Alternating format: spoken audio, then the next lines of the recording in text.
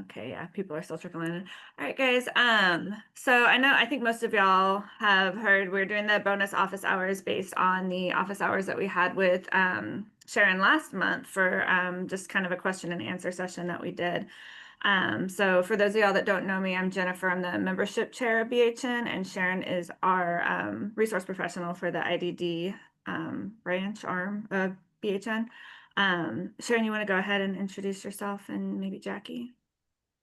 Hi, Sharon Lemons, IDD resource professional, live in Fort Worth, Texas, and I'm the uh, team lead dietitian for MHMR of Tarrant County.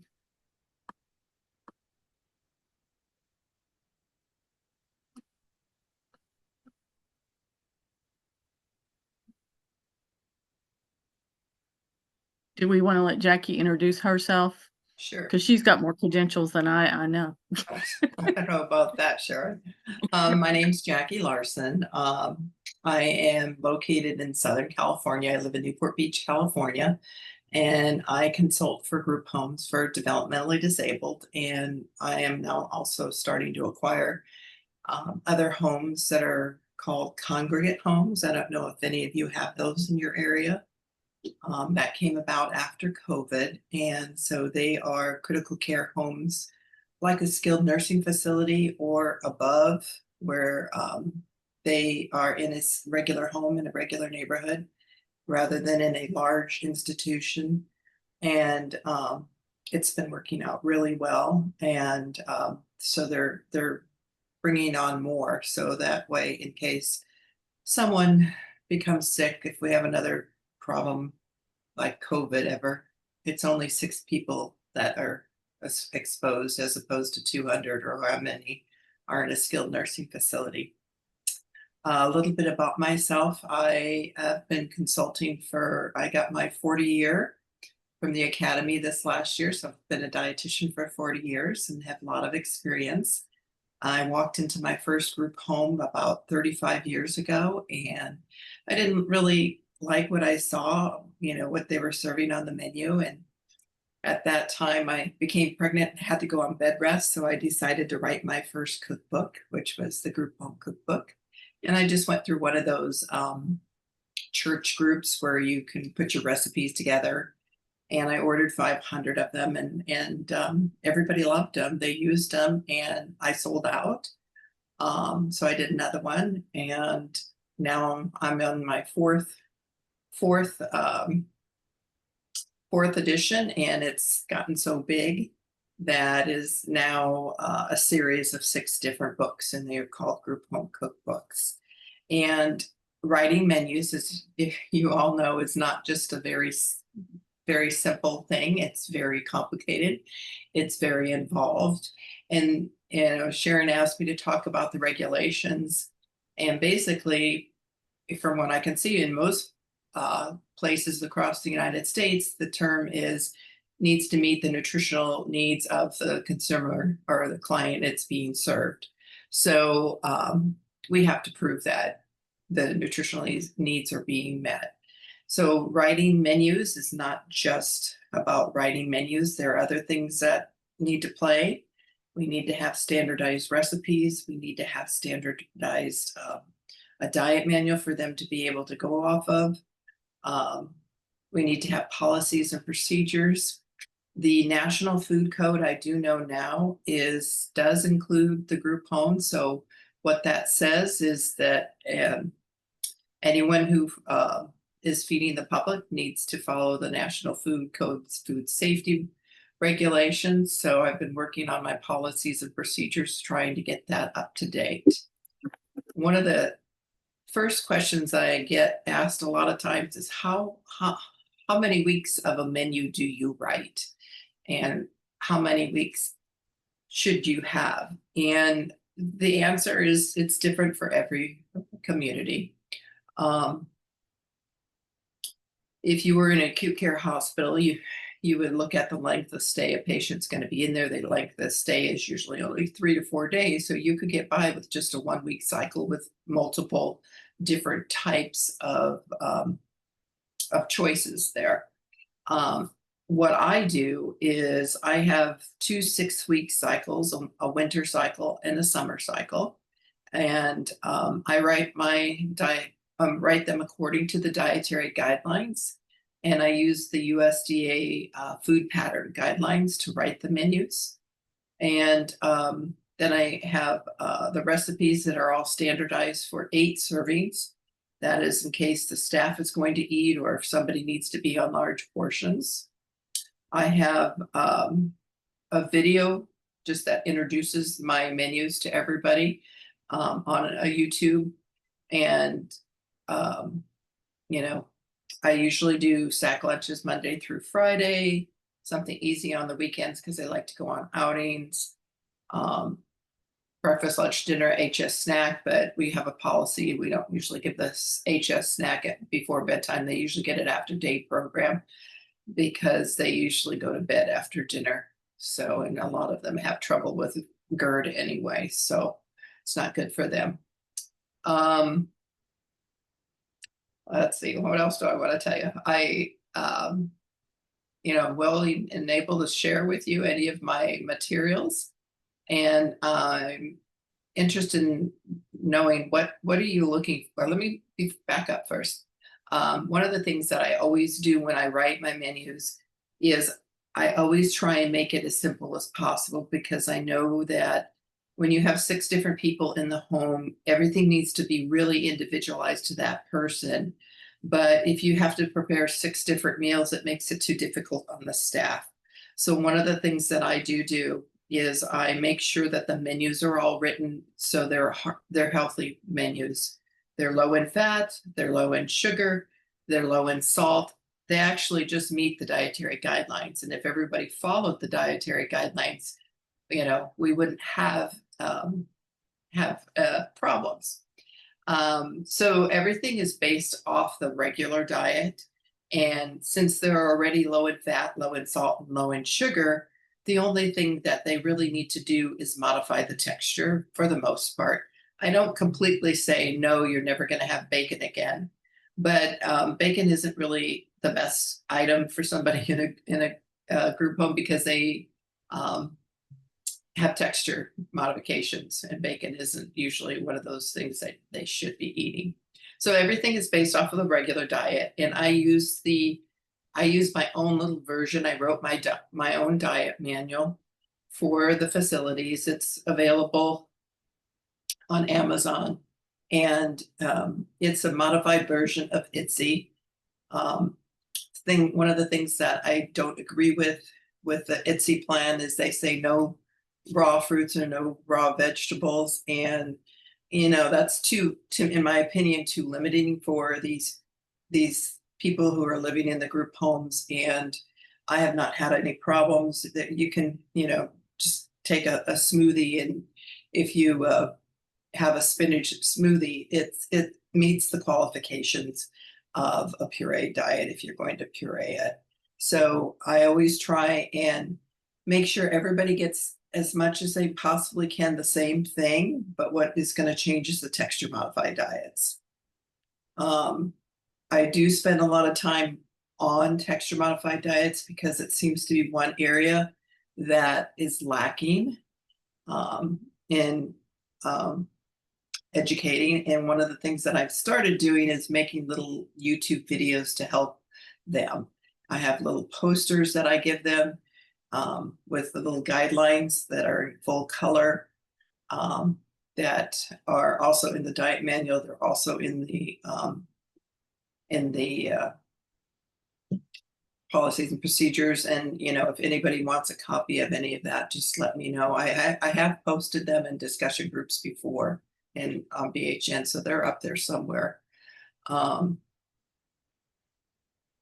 So let me think, what else do I need? I guess that's, I'll let somebody else talk besides me. So one question that I had, Jackie, is I've got one group home that the recipes are written for 8 to 10 people, right? But I've got one group home that has 8 people in it. And that particular group home has some of the largest guys. I've got one guy that is 6'4". So he needs a little bit larger portion, and the state actually dinged us on them not having enough food because there wasn't enough food for, um, like, I mean, he's not the only one. There's two, the two guys that are larger to have a little bit extra food, and there wasn't enough food for him to have leftovers. So, I mean, what do you do about that? Do you modify your recipes to where there's like a 1.5 times so that they know how to fix it if they need extra or something? Yeah, well, that's a really good question. I just started a bunch of new group homes. Just went in and did a fresh sweep and reassessed everyone. And one of the things that I noticed was the men, especially the taller men, they were getting the same thing as a woman who's 4'10" and laying in bed. Everybody was getting the same amount of food. And the previous dietitian was in there. She was doing a great job, making sure they were maintaining their weight, but she was giving them so much supplements left and right, which, A, is expensive, and B, the clients can eat more. They want more. Why not give them small, medium, large, or extra large portions? So I have calorie ranges for small, medium, large, extra large, and I put that on my production sheet so they know how much to give them, and they're to measure it out at each meal. So like, for instance, the medium portion is around 18 to 2200 calories. And if it's a large, what the difference is going to be, for instance, at breakfast time, if they get a half a cup of juice for small and medium, then the large is going to get a whole cup. So I try to just make the same amount, same foods, just increasing the quantity of each of the food items on there. And one of the things that I had to do is I had to do a complete nutritional analysis. And that's a requirement here in California. So you have to be able to prove that it's within the calorie range. And if you're doing that, you have to take all of your recipes, which I have over 1,000 recipes, and put them into a program, run it for the small portions, the medium portions, large portions, and extras to make sure that they're getting the nutrients that they need. That's my proof that they're getting the nutrients that they need. And also showing that they're falling within the calorie range. It doesn't have to be done on a daily basis, but I ran it so it was an average for the 6 weeks. So everything was meeting what it needs to be. And I talked to the state. We talked openly about, okay, what are you looking for? What am I looking for? I wanted to make sure that they're getting good health quality food and simple and meeting their nutritional needs. So does that answer your question? So for the recipe, It does. in that situation, I just say do 1.5. Okay, okay. Yeah, no, I don't have a problem with that, and I don't think we have the same regulations that you have in Texas because, looking at the previous menu that they'd had for 13 years, um, I I know it wouldn't have met those criteria if they had run it through, a program. I'd dearly love to do that at some point, but, we're starting where we're starting. So, It's a big, huge job, and luckily I do teach too, and I do take interns, and they helped me put in some of these recipes. The question is, what is the title of my books on Amazon? I have a lot of books, so it's easier just to go to my website, which is consultantdietitian.com.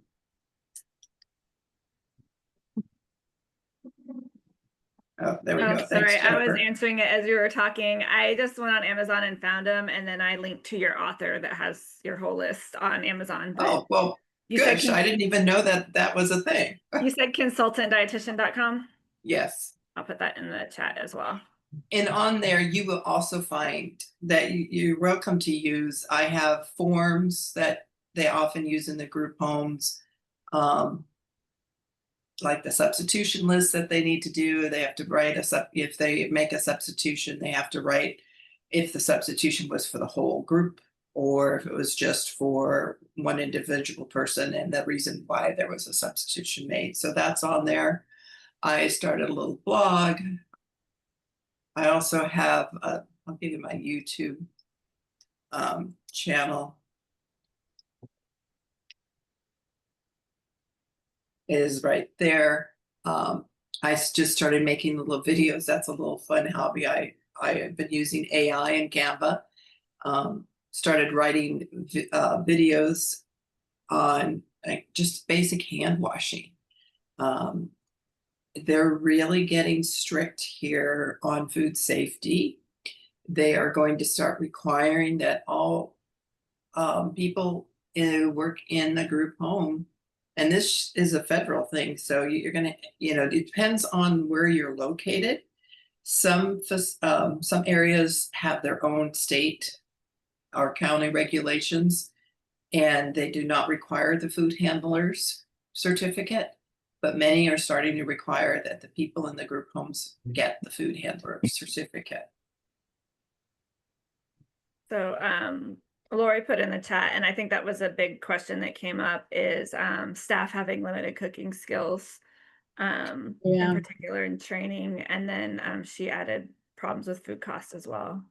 Yeah, those are always the big thing. And I wrote the menus so they're really, really simple, not a lot of ingredients. I've had wrote the recipes for that are really simple, don't have a lot of ingredients. And I have had so many staff members come up and say, I learned how to cook using your cookbooks. So you've got to keep it simple. If you're, creating your own recipes, keep it as simple as possible, minimal steps.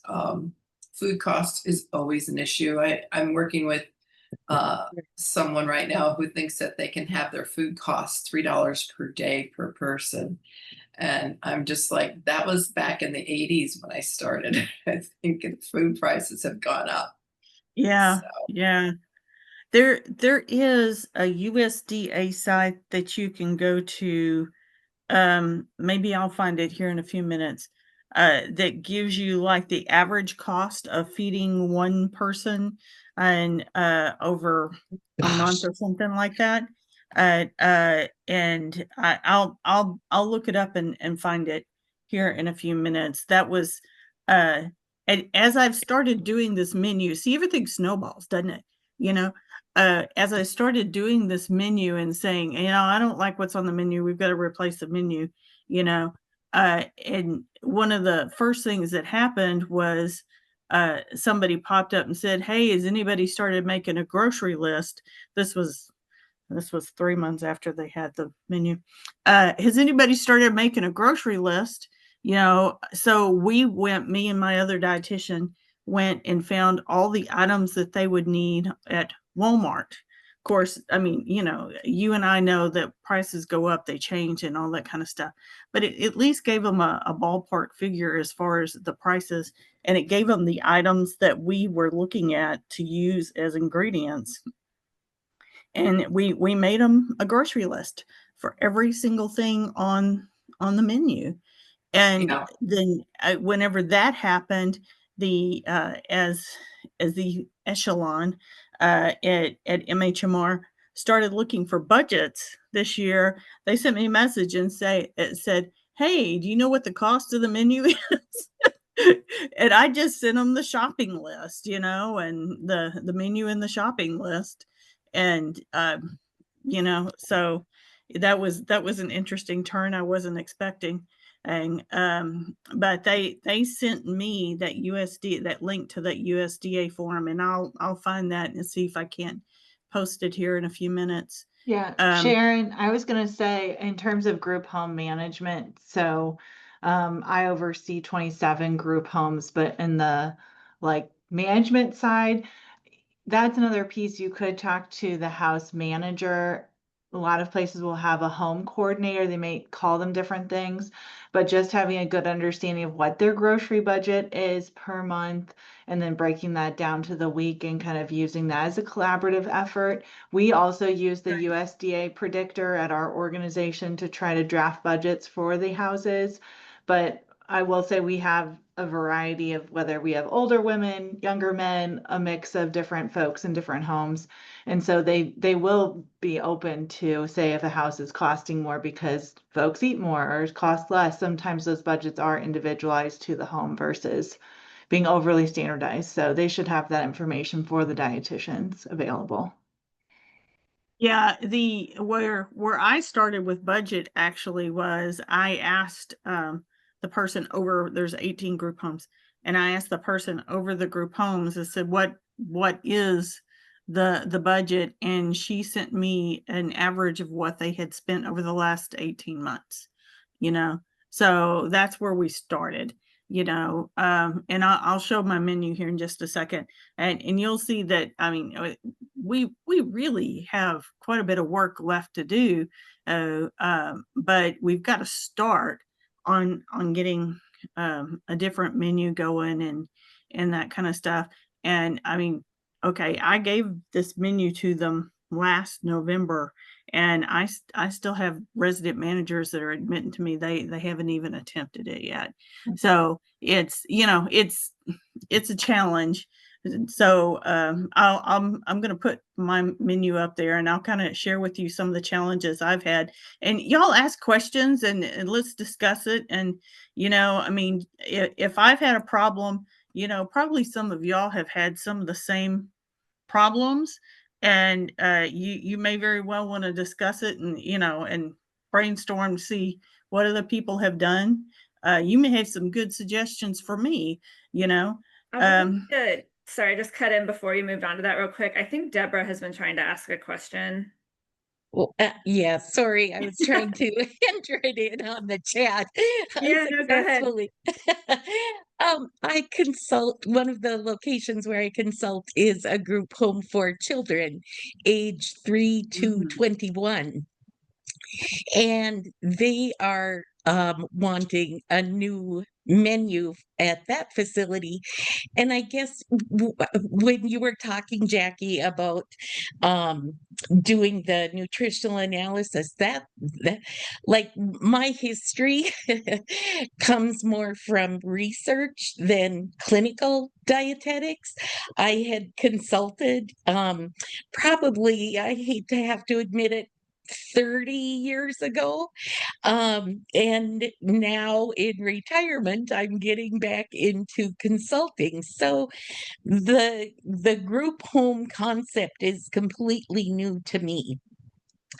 And the dietitian who was there previously had a very solid background working with IDD, but wasn't really meeting the needs of each of the homes that she was consulting with. And so the staff are really anxious to see change and get these things implemented. And I kind of keep stepping back like, whoa, we need to first of all know that I have enough time to be able to accomplish all of that.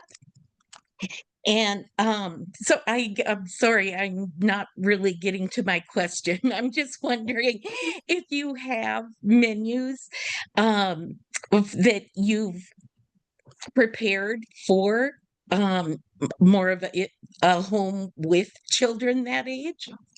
Yes, I did. I had, when I did children's home, they've all grown up since then and they're now adults.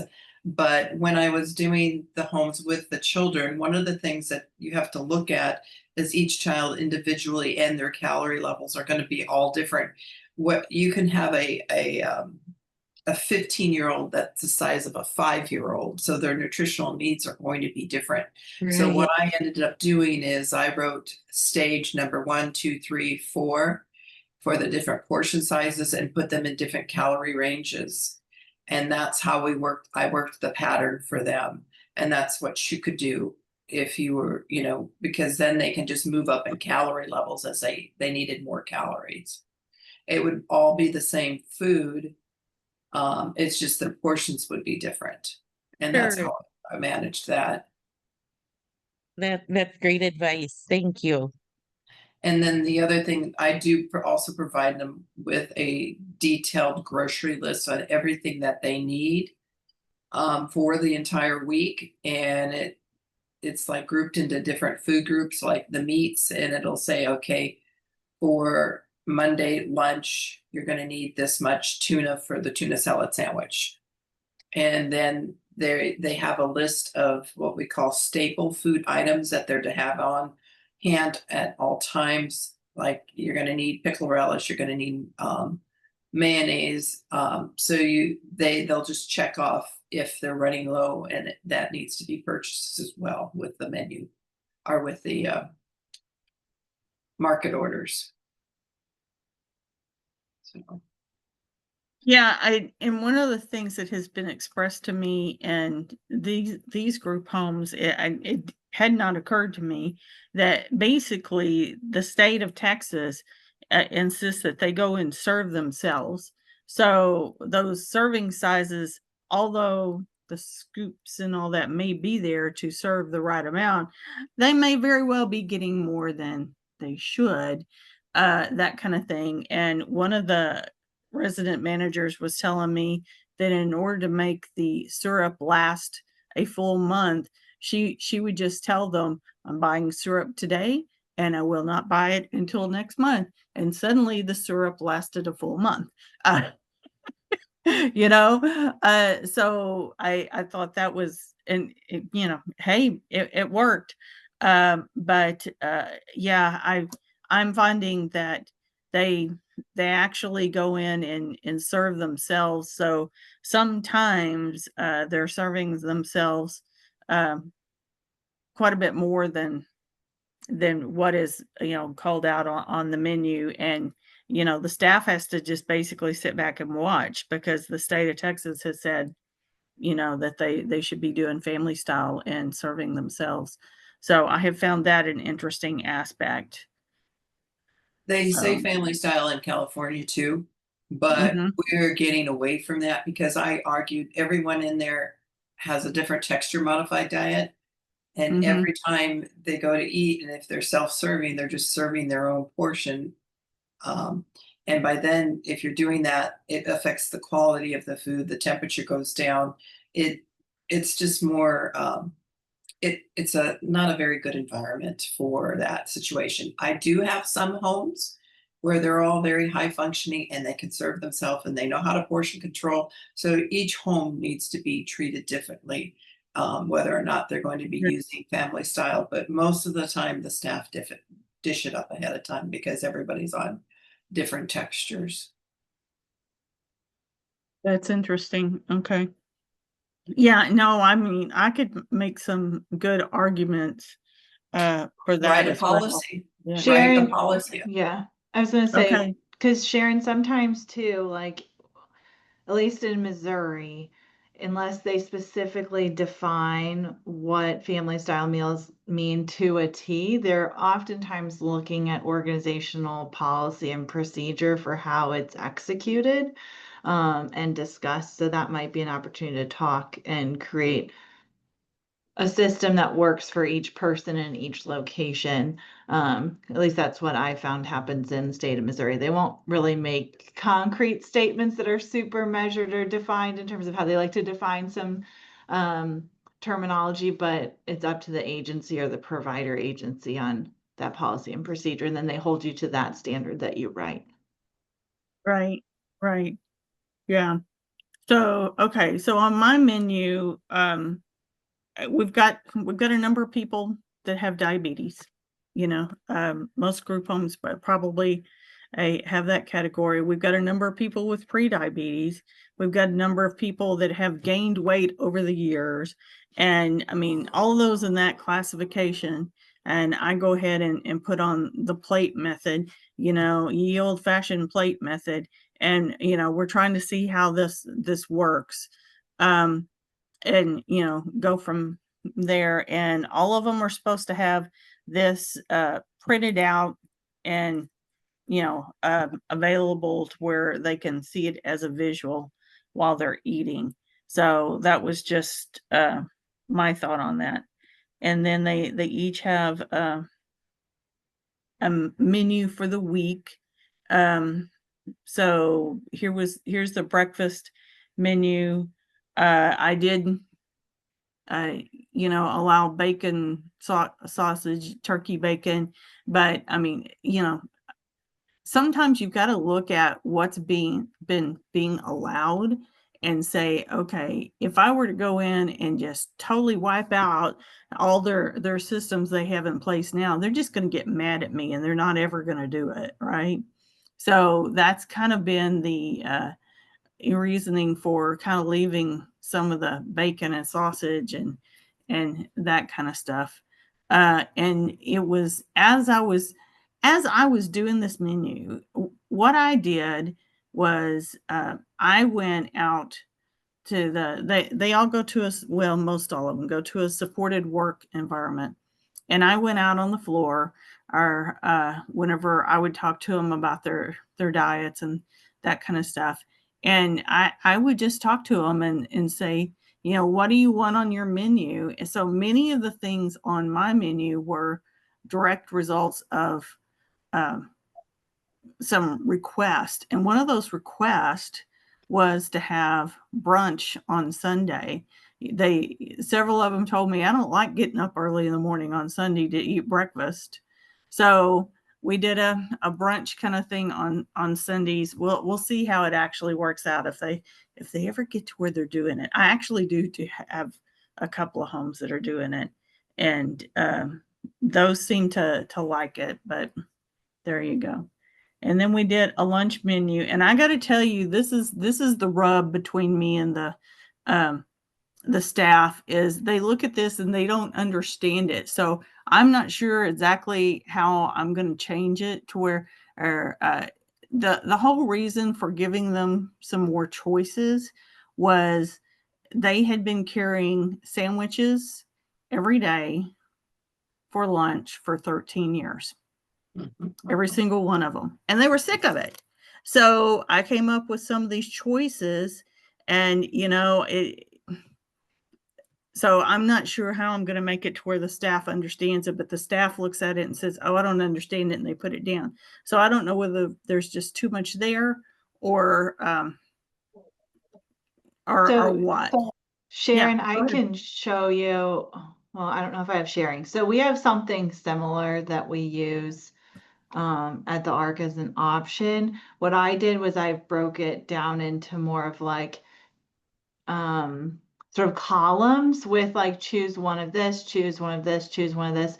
But I will say sometimes one of the issues, and again, I know our sheltered workshops, right? And some of our other environments, they don't actually allow folks to heat up their food, like, or they have to bring like things that are easily like eaten. So that's been like a challenge where it's like they oftentimes bring they do have a facility to heat it up. Okay, Yeah. that's good. Because I was just going to say that's some of the things I found very odd about our sheltered workshops was like they didn't seem super friendly to eating things that were either had cold storage needs or heating up.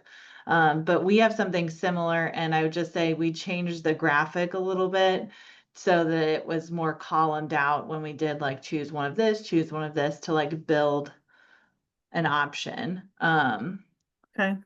Yeah. Do you have it where you could share it? I'll stop sharing and let you share. Yeah, I can I show. tried to find an option for you. I know it might just be because, let's see. Yeah, I think you'd have to like change me into a co-host. What if, let me take. Yeah. I'll keep going through this a little Yeah. bit. And when you get that worked out, we'll put yours up there. And then, we have, they do have a requirement that we have like a weekly menu posted. So, the dinner menu there is posted. and we did give them a snack menu to define for them what a snack was. I did not put any desserts in my menu because uh, with what they were doing at the a supported workplace, they all have access to this little um, snack stand, and they're all lined up and they're all getting snacks every single day. So I didn't include snacks, but they're talking about discontinuing that, so I may turn around and put some desserts back in.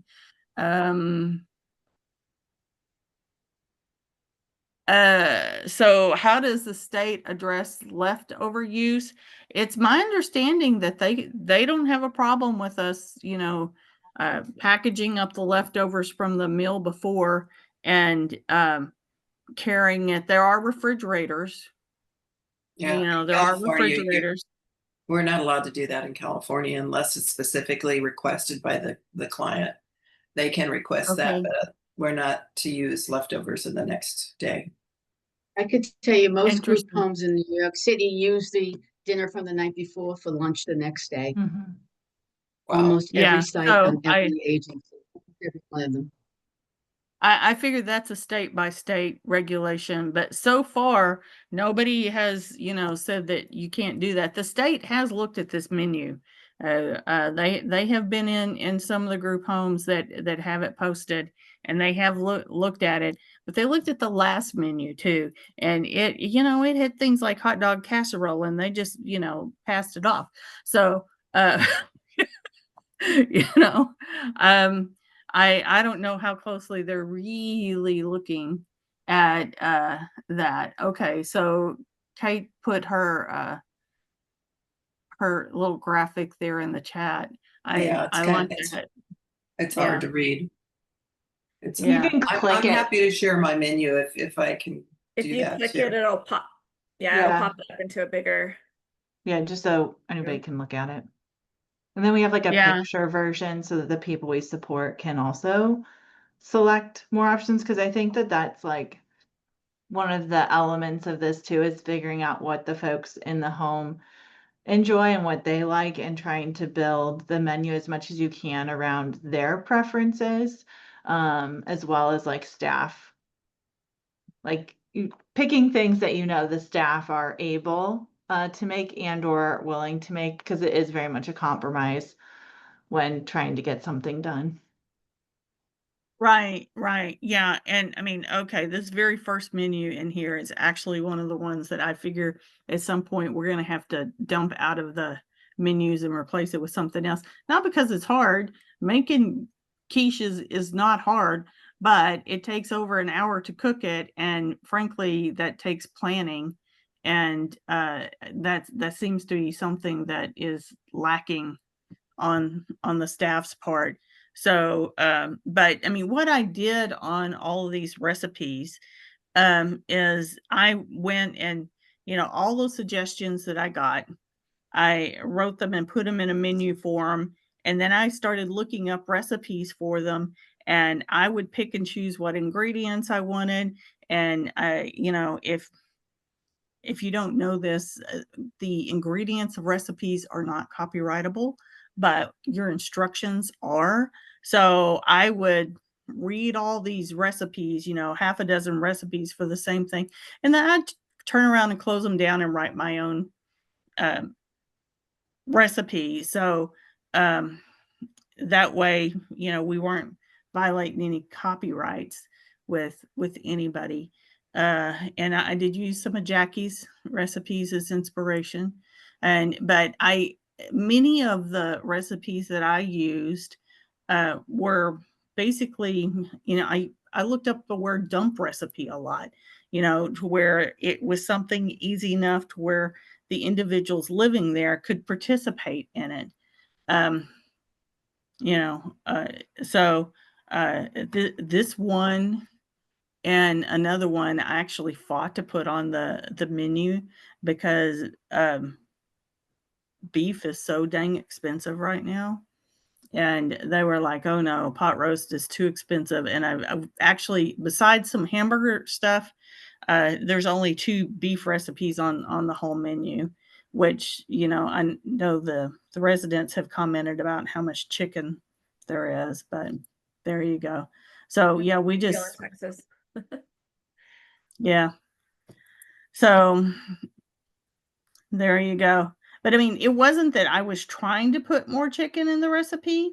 It was that I was just trying to make it fit into the budget, you know. So it was quite a challenge. Alfredo was definitely a request by a number of them that they wanted something with Alfredo sauce instead of marinara sauce. So they got one Alfredo recipe, you know.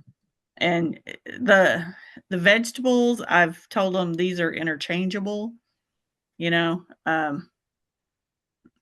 So there you go. But I mean, they're simple stuff. Um, the salmon loaf, the inspiration to that was Janice Goldschmidt's site, which is down right now. I contacted her and said I was trying to show it during office hours, and she said, "Oh, it's down right now. They're doing maintenance on the website." But in Maryland, they have a website with a whole bunch of recipes. So I used hers as an inspiration for that. Many of the things that she has on her recipes, I couldn't pull off because it was just too expensive. Hers is teaching people with autism how to cook, and some of the ingredients, you know, I frankly I don't think we can afford to buy pre-chopped onions that are frozen. You know, that's gonna really bite into the. So here you go. I mean, this is basically what's in there. So, I mean, y'all tell me what other questions y'all have, and you can just see that. I mean, basically, this is just repeat going from here, where we're going from one menu to the next, and each week's worth of recipes are listed. That first recipe is usually the brunch item for the one day a week.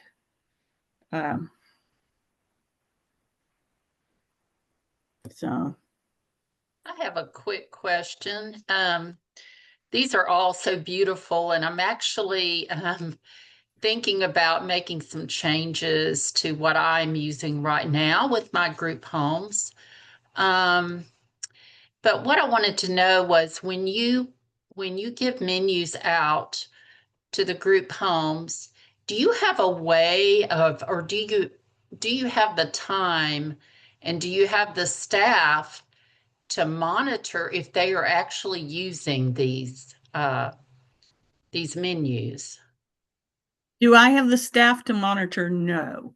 Okay. There is me. Okay. Yeah. You know, do I know that some of them are not using it? Yes, because if you were to look on the menus, you would find we're in Texas. Yeah. You would find every Tuesday is Taco Tuesday of some Taco. variety. Yeah, I mean, so there's 4 week cycle. There's 2 weeks of tacos, one fish tacos, and one enchilada. So it's not tacos every time. But yeah, one of the residents was talking to his brother and telling him how they'd had hot dogs on the night before, and that was a Tuesday. And I was like, Yeah. okay, there is no hot dogs on the menu. You know, that's a choking hazard, folks. Come on. But all they have to and do we- is look at what they purchased and you would know if they were yeah, sticking to the exactly. And menu see, or not. I was talking to one of the executives, and that's what he told me. He says, you know, we may need to buckle down and help you out with this, and all we have to do is pull up what they purchased, and we can, you know, for lack of better term, you know, they can kind of lean on them a little bit and say, you know, we know you're not making what's in the menu because you're not buying what's what's on the menu, You you can also know. tell if it was the correct amount by looking at the Yeah, purchases. Only because I've done that. I used to also oversee yeah. senior managers, and I would do that routinely to see if they were sticking to menus. I have to say, I'm very impressed by all of you because I feel like I have the Wild West going on. People don't adhere to any menus. In fact, what we have with Right. that And we are also about our people's rights as individuals. So they usually, as a group, will make up a menu. So Yeah. kind of, they will make up their menus and stuff because that's what we're all about. We're very much into individuals' rights. And if someone doesn't like something on the menu, well, they have an alternative they're allowed to have. And I think that's so I'm very impressed. And this is not Yeah. just one agency on. I really feel it's like I have the Wild West. I don't know what menus anyone's following at all. Though I do know there are certain houses also, they don't have cooks. So it's staff cooking. So you have to kind of make a one house that the cooks from Africa. I know we have a lot of African food, and I happen to know it happens to be really good. So I know, oh, they're pretty good over there and stuff like that. The one thing we do adhere to is textures. Texture, we are very strict on that. But menus, not so much. Well, yeah, about 15 years ago, I started working with a particular agency who has they had 6 group homes at the time. They just wanted me to work so many hours a month. And I was doing another job too. And what they had asked me to do was update their 2 different menu books. And it was very tedious and time consuming. And honestly, I didn't really know what I was doing. They had, whoever was there before had recipes and menus for 60 people. And I had to convert it to like 4 or 6. And it was crazy. So for about 3 years, I was kind of monitoring them and doing nutrition evaluations, but I knew they were not following those recipes and menus. They Right. just weren't doing it. So what I did is I met with the DSPs in the homes to find out what we could do and still follow the guidelines. So I developed this meal plan book, and it has the 4 different calorie ranges because we do have some big people who need like 2,300 to 2,600 calories a day in our group homes. So I did that. I'm so sorry, my phone rang. Anyway, so hold on. I apologize. Anyway, so, but I have like 4 different sample menus. So for breakfast, lunch, and dinner, I'll have like the food group, I'll have a portion size depending on the calorie range. And then I'll have a sample of what that food might be. Like for the protein, it might be 1 boiled egg, it might be 2 scrambled eggs, it might be a sausage. For the dairy, it might be a small yogurt or 1 cup of low-fat milk. But anyway, so they can make the food choice. So we've been doing that for years, and I did add some pictures of foods with the different portion sizes so that they would understand that for the different calorie ranges, the portions are different. But that way, they were getting foods from all food groups. Now we've been using this for several years and it has been working. The staff does like it. It's not perfect, but now I'm kind of leaning towards going back to a simple type menu. And I really don't have a lot of time. I'm doing some work with the state, so I have a lot of clients. And I've actually leaned on possibly purchasing one of Jackie's books and seeing if the group home I'm working with would be willing to do that, just because it's so time consuming. So when I see the things, Sharon, that you've done, and I hear about everybody's stuff, I know what you're talking about. It's very time consuming, but I don't feel like my time is well spent doing that. So in that case, I'm leaning towards looking at something that's already out there. Yeah, and that is true. I have a lot of dietitians contact me, Mhm. and they just buy the cookbooks and then they write Yeah. the menus, and that Yeah. works out just fine. So, and one of the Mhm. things on my cookbooks that I have, I have the HACCP guidelines on there because they have to take the temperature of the foods, and it's just this basic recipe, and underneath every recipe, it tells them how to modify the recipe for texture modified diets and also for therapeutic diets. And it also gives them allergy alerts. Okay. I don't know if I can share, if I have that ability, I'm happy to share my menus and recipes so you can kind of see how I do it. And, Okay. you know, a lot of times because it's so expensive and, Mhm. or because it's so consuming, a lot of people opt and realize just purchasing my menus is the better way to go. Because it does. You have to have the recipes that are standardized. You have to have HACCP guidelines where we are. You have to have planned menus, weekly menus, spreadsheets. Right. And, you know, I have those cookbooks have over 1,000 recipes in them. And, you know, you talk about giving choice, there's a lot of choice there. So they have the basic menu that they're supposed to be following, but if they don't like what's on the menu, they can switch it and, you know, pick a different menu item as replacement. So that's why Right. everything is standardized. And Right.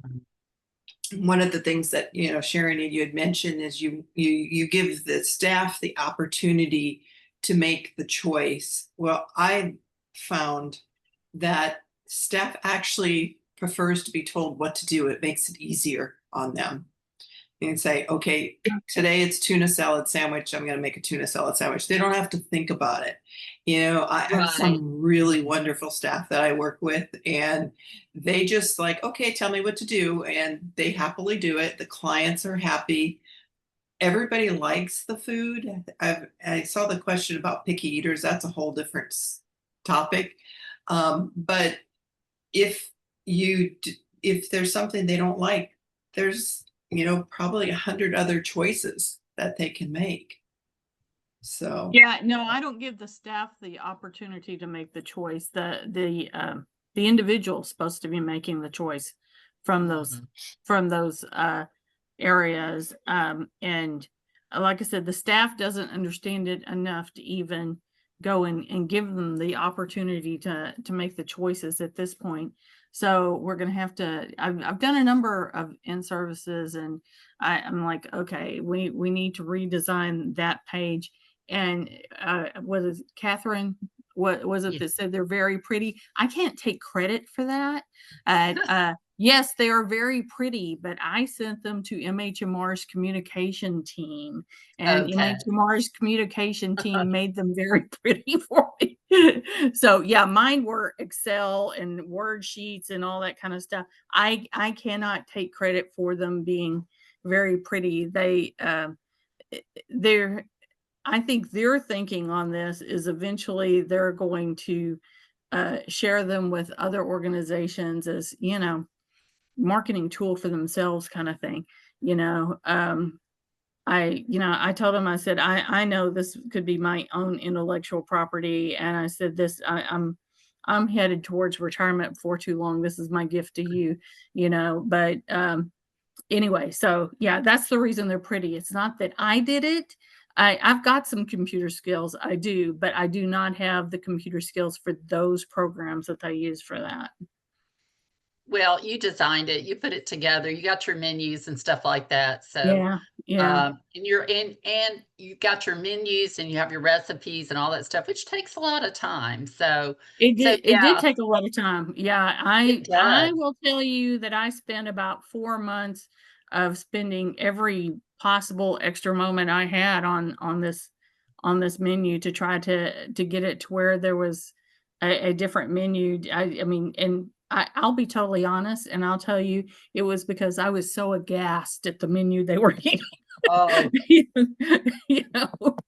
yeah. So hey, you know, what can I say about that? I did put in the chat what Janice's website is, but Oh, I mean, it's under construction, so I okay. don't know that it will be the same link eventually, but yeah, What's they her are last name? Her last name? Goldsmith. I pulled in one of the questions, I pulled a website off of her LinkedIn page and it also did not Okay. work. So I don't, that one's in there as well. Yeah, no, I've been texting with her, and she said that Maryland is working on their websites. They're updating their websites, and that's the reason that the menus are or the recipes are down. Whenever they get her recipes back up, I will tell you that there are great recipes. I don't know how realistic. I didn't find them extremely realistic for group homes because she used things like the pre-chopped onions that were frozen. Yeah. And I mean, I understand where she's going with this. She's teaching people with autism how to cook for themselves. So she's buying items that are as much processed as they can be to Yeah. stick them in the menu. So that's where she's going with this. And they're great for people in supportive apartments. Yeah, Right. yeah, Yeah, for a exactly. special individual need. So hers is set up for that. Whereas what Right. we need is something that's affordable, and something that's simple and doesn't have Right. a lot of ingredients in the recipes. Are they modifiable though? Like, is it realistic? I mean, Powder many of instead my there's a number of recipes in mine that are inspired by her recipes. I just, I switched it back to the onions that I figure, there's staff in those homes. They can cut up those onions and we don't need to pay $5 for pre-cut onions that are frozen. We have a I lot of people in our supportive apartments that go to the Dollar Tree. So I went to the Dollar Tree and took pictures of everything that was more healthy so that they could use it for their menus. And they also use the Ninja grill because they don't like to use the stove. So they have the Ninja Yeah. that does 6 different things, and because usually I get pictures of it all. So those Yeah. individuals that, I think that's where she's aiming for, those kind of individuals. Exactly. That's exactly what she's aiming for. And the other thing that she has done with her recipes is none of the people she works with are able to use like a stove with an oven. So many of her recipes Huh. are done with an electric skillet, tabletop electric skillet. So, and I did use that aspect in some of the recipes so that, because that's one of the things that I had requested each of the homes. I requested each of the homes have an air fryer and an electric skillet, and a crock pot. And I think that was the 3 things that I requested. But yeah, I requested those 3 things so that they would have, some things where some of our individuals would feel a little more comfortable participating in the cooking process. So, I mean, to be totally honest, the group homes I have they are not the lowest functioning folks. Okay. Many of them are higher functioning. There's a few that are fairly low functioning, but I mean, if you are some of the ones that you would think of as really low functioning, they don't qualify for our group homes. So I mean, that's a whole nother aspect to that. Follow a menu. They will not follow a menu. They will not. High functioning, they have to have their own menu. That's what they do, and that's how it is. And it's because they have rights, they can do it. Yeah, I'm pretty much finding that Yeah. that's been true so I far. mean, as long as we kind of balance it out, and everyone uses now the air fryer for sure, because this way I don't have any deep frying going on, because I used to have a lot of deep Mhm. frying going on all the time. And so now that's stopped. So that's got that going right. Yeah. So, and I'm also finding out that some of the most functional appliances they have are those 3 things that I requested, that some of their stoves are not in such good shape. So that's another thing that we're discussing is, making sure that their equipment is safe. And, I mean, I know this is not going to be everybody's situation, but they are talking about they're in that supported work center. There's one room that it's a kitchen, quote unquote, but there's a couple of stoves in there that frankly I don't think work, and a couple of microwaves and a couple of refrigerators, and they are talking about going in and making a full commercial kitchen so that we can teach them cooking while they're there. So we'll see. Just real quick, I'm trying to follow the chat.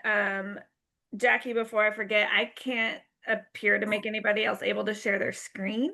Okay. If you wanted to drop it in as a file in the chat like Kate did earlier, or I can run into the discussion board and put a file sharing kind of discussion together there potentially.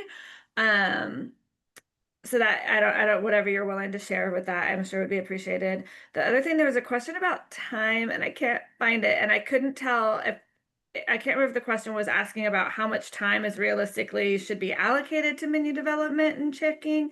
So if you feel like you put in a question about that and it hadn't gotten answered, maybe retype it because I can't find that specific question in the chat anymore. Which also, this has been a hop in chat compared to most office hours. So I think this is, and people have said they've found this really valuable. So awesome. Yeah, I mean, as far as time goes, I'll admit I've got a unique situation in my particular employer. Not many people are working in mental health and doing nutrition counseling with people in mental health, and that's the bulk of my job.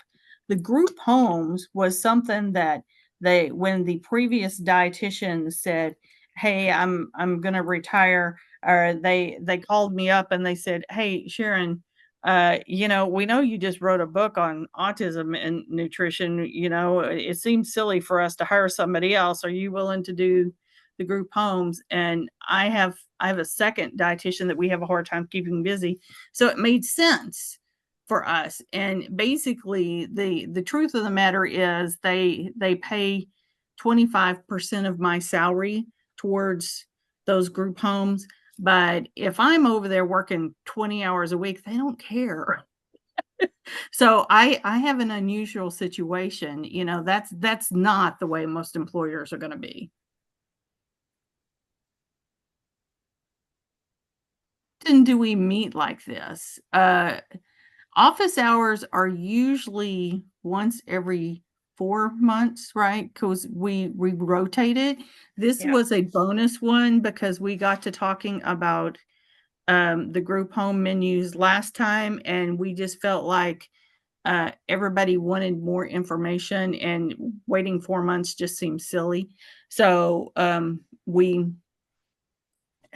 went ahead and did a bonus one. If you feel like we need more of these on, like the group homes or IDD, I don't mind doing more of them.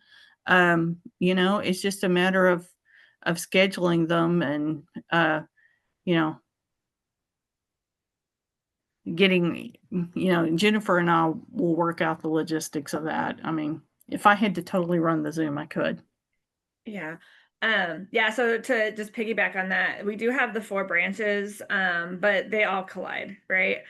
So I do office hours every month and I rotate, like she said, through the different resource professionals. So it'll be a specific kind of plan for that arm of behavioral health, but they do collide. Like the one before this was on substance use, and I feel like somebody on here was on that one too, so thank you. But she talked a lot about like the mental health and the different aspects and things like that, so there is a lot of overarching, and you can always come even if you don't work in that branch. She actually specifically talked about joining the eating disorder, just so that you're informed and you know how to identify and things like that, even if you're not going to be an eating disorder specialist. So and then outside of that, we also have networking events every month that also rotates. They're on a different so we're not doing like IDD networking at the same time that we're doing IDD office hours.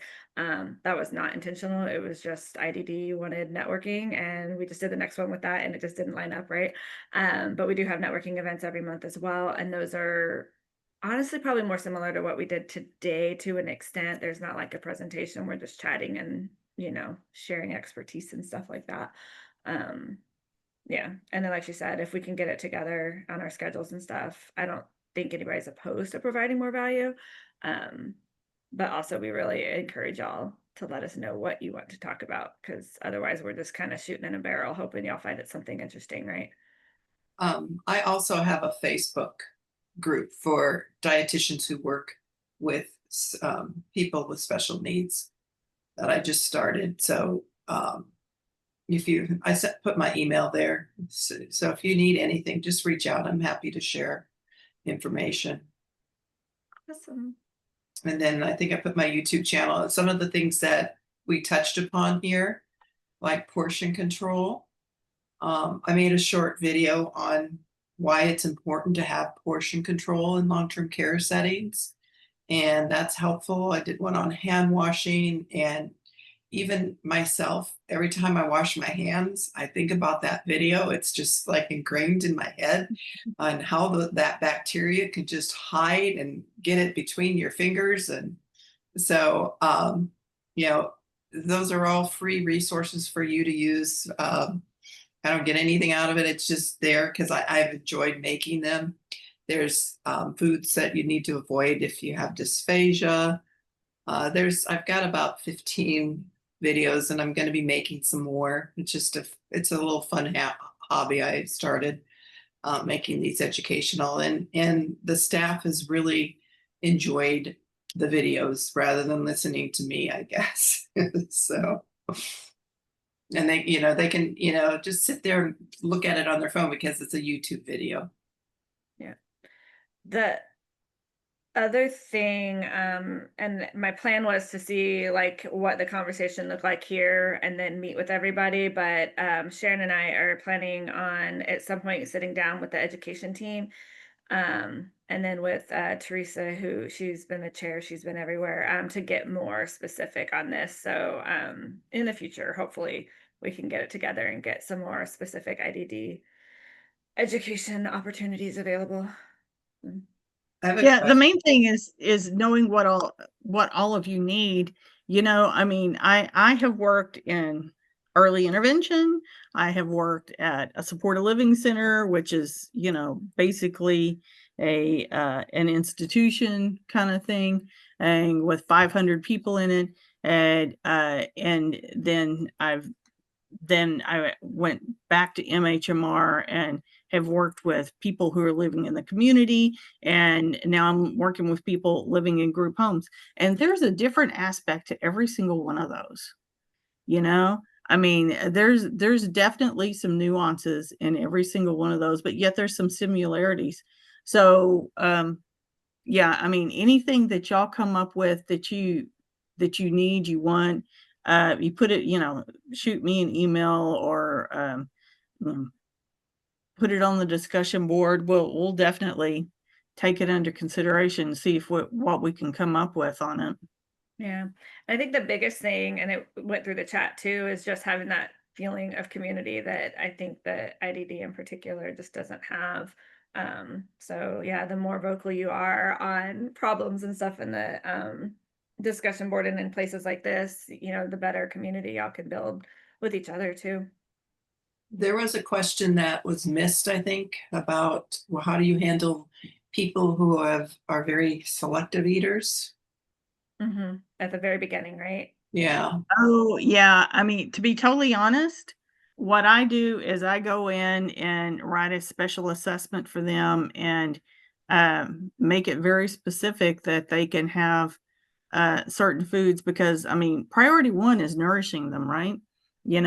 So, but I also write in there that they should be encouraged to try the other things that are offered on the menu. So while they may have their same food every single day because we know that's all that they're going to eat, we are also trying to work with them on any sensory issues or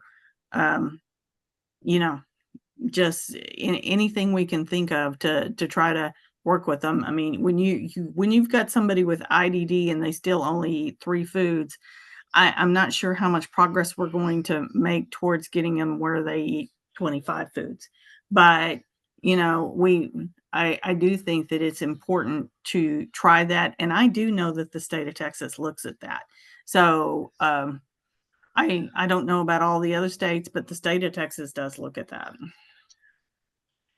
Yeah, I have that in the group homes too. And, you hit the nail on the head where it really needs to be an individualized assessment for every single person on what their tolerances are and what they're willing to do.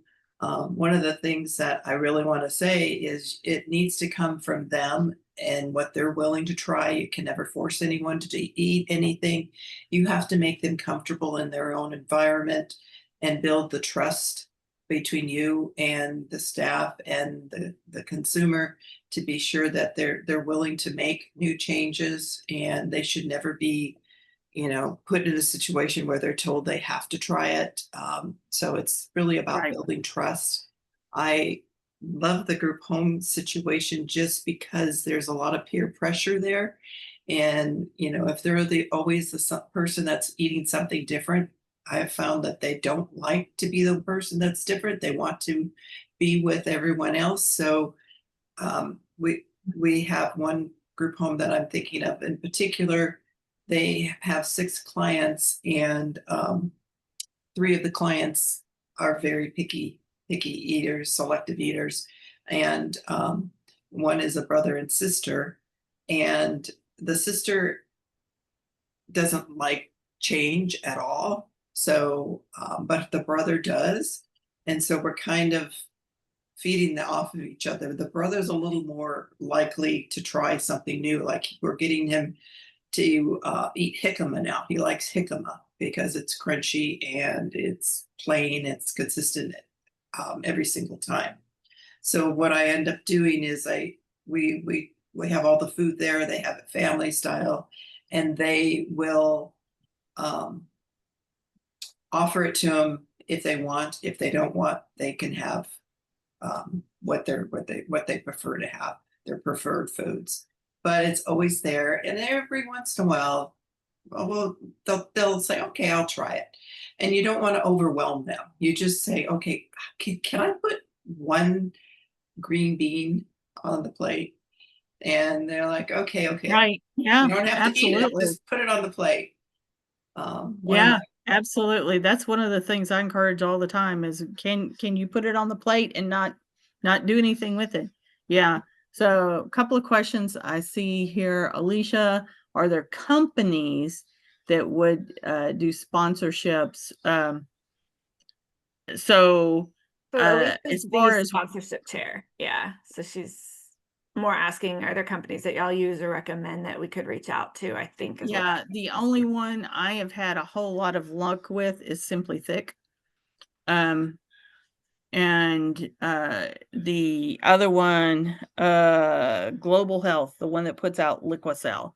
So those are the 2 that I have had luck with doing things. And Deborah, G-tube feedings, to be totally honest, I do not have any G-tube feedings on my caseload at the moment.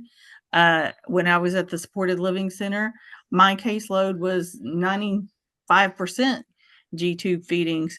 I would say my knowledge on formulas is out of date, but we'll see if we can't find somebody to address that, because that's definitely an important part of IDD. We do a lot of 2 feedings. We're in Michigan.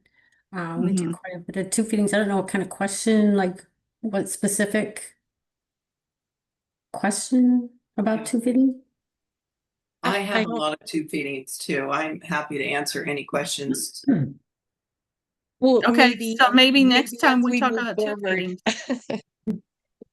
Yeah, but Yeah. if you have any specific questions, That's a whole other reach ballgame. out. Like, oh, I've got a patient, I'm not quite sure what to do. I feel free to reach out. I'm happy to help with that. And one of the things that I do want to say about the G-tube feedings is I have found that that dietitians are they want to make sure they're meeting their nutritional needs, but they overestimate their caloric needs, and the clients just keep getting bigger and bigger and bigger. And I, because I have 150 group homes now. It's grown since the last time I talked to you. And I see them coming from one home to the next home, and where they were at a different facility in just a matter of months, they've ballooned up. So make sure that you're really closely monitoring them, and don't be afraid to cut back on the calories. Just making sure they're getting the right protein that they need, and just closely watching what they are doing with the current feeding.